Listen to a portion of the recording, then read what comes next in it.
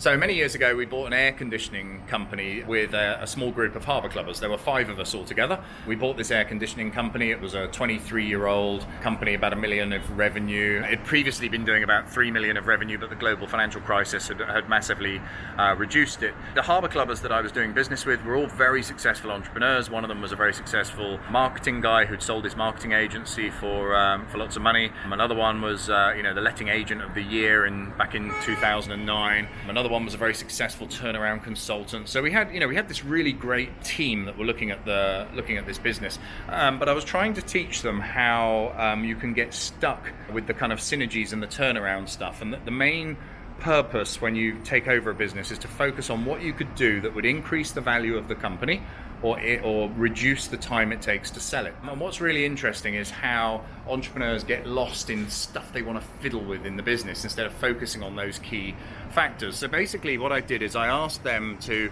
draw up a plan of the things that they would do to accelerate the sale or increase the value of the business. And they came up with this 32-point plan, and it was beautifully presented, with a PowerPoint presentation and an accompanying document that went through all of the things that they would like to change in the business in order to improve the value and accelerate the sale.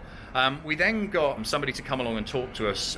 He was actually the CEO of the world's largest business broking firm, and we got him to come along to talk to us about what we should implement from this plan that would either accelerate the sale or reduce the time it would take to sell the business. And after studying it for some time and having a really good look through, he concluded that there was nothing in that 32-point plan that would actually increase the value or accelerate the sale. But what he did say is that this plan was an awesome thing to show the prospective buyer.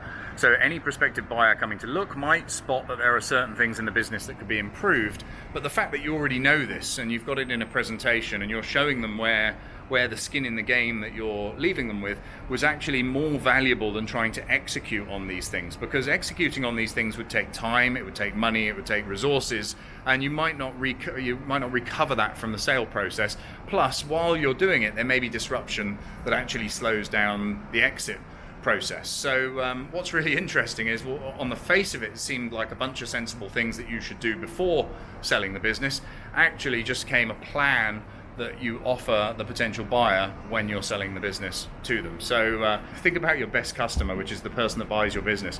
What's going to increase the value and what's going to accelerate the sale? That's the only things you need to worry about.